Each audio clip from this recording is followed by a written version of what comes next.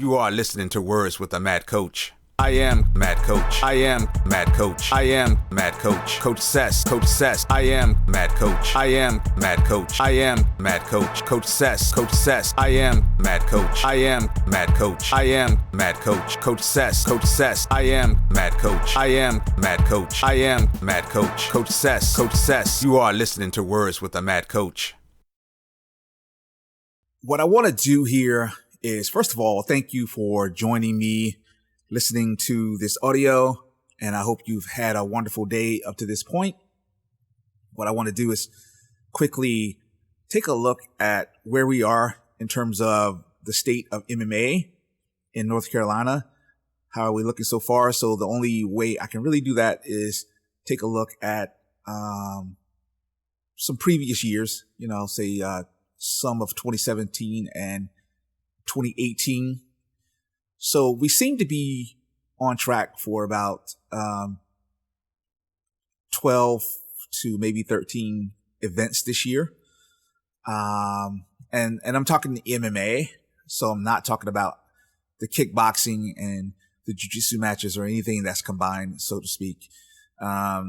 We've had some shows that like Fight For It. They like to do a lot of kickboxing and boxing and jiu-jitsu matches on their show.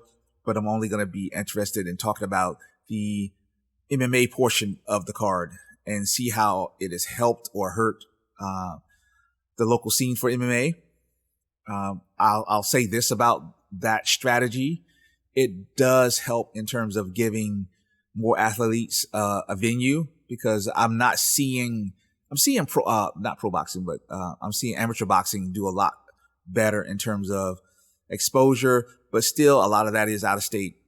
So Fight For It just becomes another avenue other than your traditional amateur boxing format. And it brings a lot of eyes for all the different sports aspects. You gain audiences that's going to pay attention to all these fighting formats. And so you may gain a new fan for your specific organization, gym, or your combat sport. So let's compare 2019 with the previous years of 2018, 2017, and touch upon 16 and the years before that. So in 2019 so far, we have 10 events and 83 matches. And we finish out the year with Fight For It number 9. That should give us another 10 potential matches. If Fight Lab or XFP does something, that'll give us 12 events, and we'll probably touch upon that 100 mark in terms of actual matches. Now, right now, we are looking at a 2016 year. So in 2016, we had 10 events and 89 matches. That's basically where we are right now. So basically, it made it very difficult to find matchups, and better yet, the correct matchups, because we had some shows that catered better to amateurs and some that catered better to pros. And the problem is that our weight classes haven't classically been filled. The 185 weight class has always been maybe one or two really good fighters, and then you round it out to maybe a weight class of about 12 to 15 that actually fight during any year. So that's just not enough competition for those guys. So they find themselves losing weight, going out of state, or even going up in weight. So I've always said that we should have more events, but I'm going to retract that comment and say we need to have better events and not just more. But we need specific events that cater better to a specific type of fighter, because he's going to bring a very specific type of audience. When you have these shows, one of the things I know that, just coming from a fighter's perspective, that's going to turn fighters off is, if I'm an amateur with no athletic background and I'm going into fights where I have to fight a black belt in jiu-jitsu, a amateur Muay Thai world champion, or a collegiate wrestler who's trying to get into MMA, I'm probably not going to fight. I'm probably going to try to pick and wait, or I'm just not going to fight. And if promoters are interested in promoting those type of people, they should give them adequate competition based on their previous athletic backgrounds as well, and not just throw these guys in who have no backgrounds and say, well, oh man, neither guys fought MMA. That's just not right. That's not fair. And to me, it hurts the show, it hurts the promotion, it hurts the MMA game across the board. 2019 right now, we're holding steady in North Carolina at 10 events completed and roughly 89 matches or so completed. And that takes me back to 2016 for the entire year. We had 10 events, 89 matches. So this is looking like a 2016 year.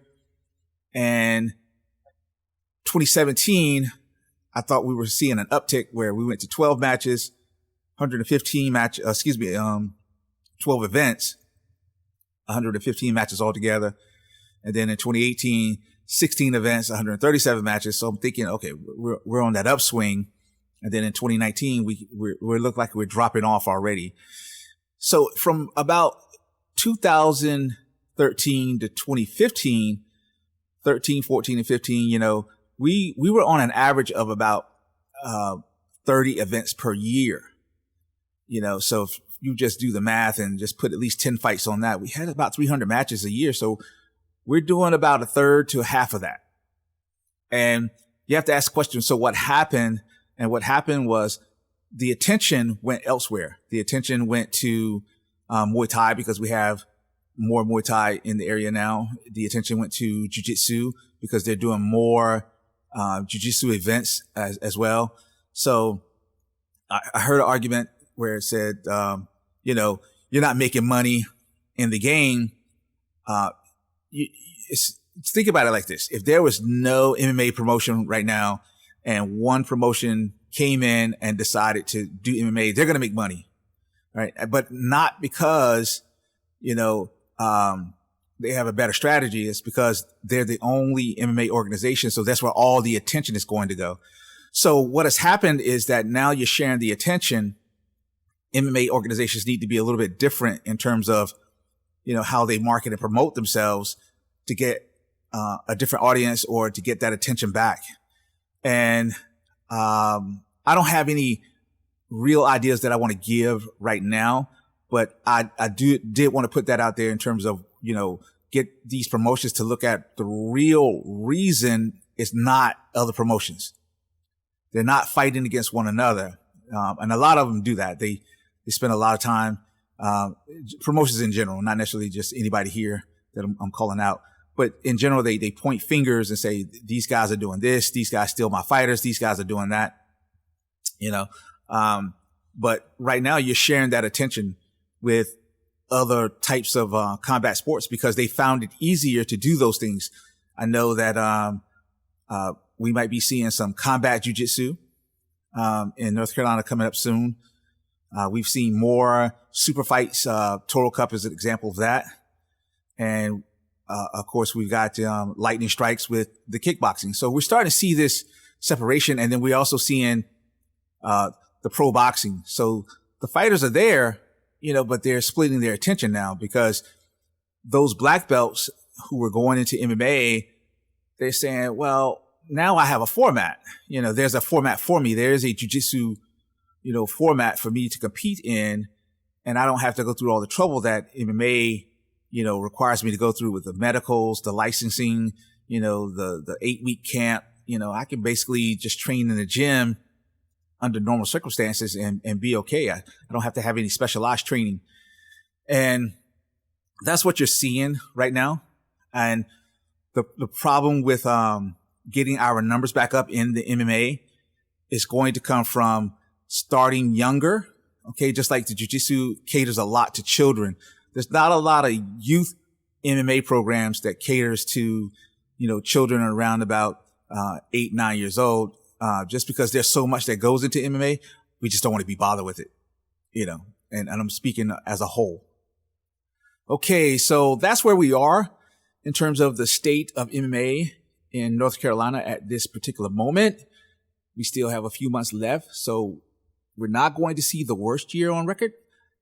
I do think that we are going to improve, and I hope to be a part of that evolution. I am Coach Sess, and you've had words with a mad coach.